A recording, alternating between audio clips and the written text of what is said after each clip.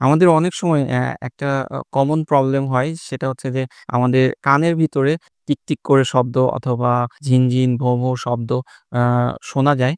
আবার দেখা যাচ্ছে কেউ বলছে যে, "না আমার এটা ব্রেনের ভিতর থেকে শব্দ আসছে।"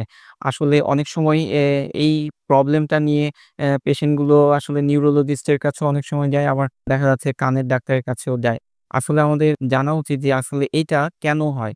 আসলে এই প্রবলেমটা আসলে আমরা tinnitus বলে থাকি। তো tinnitusটা মূলত হয় হচ্ছে আপনার যে আমাদের যে কানের যে নার্ভটা আছে সেই নার্ভের প্রবলেম অথবা এখানে যে কানের ভিতরে কিছু সেল আছে, সেই সেলের গঠনগত ত্রুটির প্রবলেম হলে তখন আপনার এরকম শব্দ হতে পারে। আবার আপনার ব্রেনেও কিন্তু যে আমাদের অডিটরি পার্ট আছে সেটার প্রবলেম হলেও কিন্তু আপনার এই ধরনের শব্দ হতে পারে।